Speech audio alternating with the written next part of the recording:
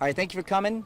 Out at approximately 2:18 this afternoon, June 27th, a deputy made a traffic stop on a vehicle on Osseo Road near, let me make sure I get this road right for you here. It was Beecher and Lamb Road, just down the road from here. Made a traffic stop on a subject. He made contact with the subject. There was when an attempt to, I believe, to take the subject into custody.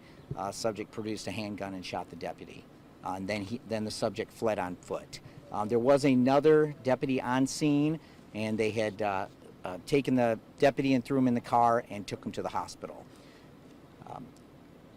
Unfortunately, the deputy did not survive, and he passed away. At this time, we're not naming the deputy, as we have to do more notification to the family. And that name will be released tomorrow. We had our aviation canine deputies from the sheriff's department, along with other officers, along with our emergency support team. Our aviation were out looking for the suspect who fled on foot. At approximately 6:15 p.m. at the corner of Culbert and Osseo Road South, which is down the road from here, they made contact with the suspect and they found him walking in the field. They attempted to take him into custody. He decided to exchange gunfire with our emergency services team and was killed. They are now processing the scene out there. This is an ongoing investigation. We have 2 crime scenes now. Our 1st District Special Investigations Section is handling the initial incident of the killing of the deputy, and then our 5th District Special Investigations team section is working the shooting of Eric Fiddler. Any questions? Can you tell us how long the deputy was working for? I don't have that information at this time. I did speak with the sheriff today, and they're all hurting. So I didn't get that information from them. I talked to them. We extended our condolences, said we would tell our story as best we can at this time until we can name the deputy. I'm sure they'll have more information after that. Do we know if Fiddler had a history of priors on his record? He did have a criminal history. I don't know any additional information as far as what kind. I do know that he did have a couple warrants out for his arrest. I believe that maybe the reason for he was being stopped was for a different investigation that he was known to the deputies.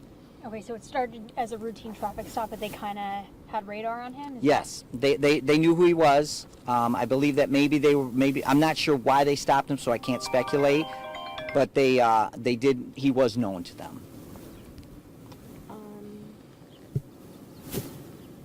There is no threat to the public. Yes, good question. At this time, there's no threat to the public. Fiddler is deceased, and there's no one else outstanding or that was involved in this situation. How long is the road going to be closed? I've seen a lot of cars being turned around. Yes, what is going on out there was the initial crime scene where the deputy was shot. That is going to be closed for some time while they process the scene, any shell casings, doing measurements. There's houses there, so they'll be interviewing other people that were on scene. So it might be another few hours before that's open. Then we also have the other roadway, which is, again, Culbert and Osseo Road. That's closed down now because we had to shut that down because that's also a crime scene now. How far away is that from where the deputy was shot? That is probably going to be, I would say, about 2 miles from here. Okay. So Fiddler had a nice run, and he was going for a while. But as I said, we had a ton of cops out here locking the area down. We had our aviation, we had our canines that were pushing them. So it was a lot of great work by our police officers out here, just working together to bring in the bad guy. Okay. And when you get calls like this, what goes through your mind as an officer and for the family? When we hear something like this, and when I heard it, you just care about the deputy. That's the first thing. What happened to the deputy? Is he okay? And then when we find out that he passed, it's just something. He's a brother, just like all of our brothers and sisters in blue and brown. So we're all hurting. But we know Hillsdale County Sheriff's Department is really hurting tonight because they lost a brother. So it affects all of us. And I hope the community also feels the same way. This area is a small community. I'm sure that he was known to a lot of the people around here. And I hope that they're all going to come together and help each other out. Okay. And do you have a message to the public at this time? The main for the public is our police officers are out there. They do a hard job. We do have problems like any other family would, but a majority of us are out there doing a hard job. A hero gave his life today, just trying to do his job. So there's a wife, and they probably have kids. Then he's not coming home. So we want the community to kind of embrace that and just know that we're trying to do a job out there, do it the best as we can with what we have. Thank you so much. Thank you. Anything we didn't ask that you want to mention? Any last and final remarks? No, nothing that I have right now. I think I covered it all. Like I said, tomorrow, once they deal with notification to the family of the deputy, the sheriff will release a press release. And I know he's going to be putting out something real short, just like I told you that they lost a deputy today. And that's all he's doing right now is because they do want to notify family. And that information will be coming out tomorrow.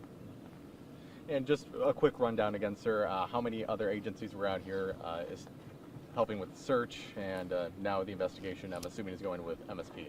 Yes, MSP has taken over the investigation. Like I said, we got our 5th District handling the shooting of Eric Fiddler, and then our 1st District Special Investigation Section is investigating the deputy shooting.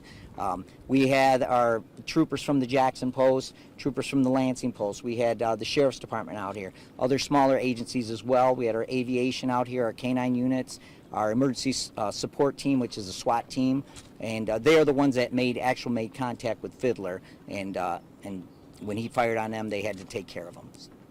Can you just give me your first and last name and spelled out? Yep, it's Rene Gonzalez, Renegonzalez. I'm a lieutenant with the Michigan State Police, 1st District Headquarters. I'm the Public Information Officer. Okay, thank you. Sorry for the late arrival. It's okay. So was the suspect killed? The suspect was killed at approximately 6:15.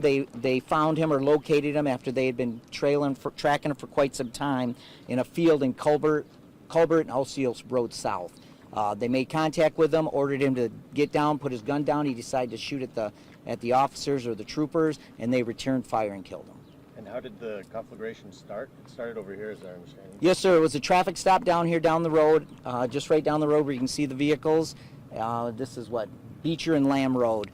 Deputies made a stop on the vehicle. I'm not sure what happened during that time, but at one time or at some time, Fiddler decided to pull a weapon and shot the deputy. And is the deputy deceased? Yes. I hate to say it, the deputy passed away. We're not releasing his name at this time until notification of family is done. Sorry to hear that. Thank you. I think that's all from me. Thank you so much for your time, sir. All right, thank you. Thank you so much. Thank you. Thank you. And tomorrow I know we'll put a press release out as well as the sheriff put out a little bit more detail, but we'll put something out with everything that transpired and release that as well. Perfect. Thank Okay? you so much. All right. We Thanks for appreciate waiting it. for us. Thank you. Kind of crazy around here. Oh, Yeah, no, All right, crazy thank you. day. Thank you. Turned it off. It's just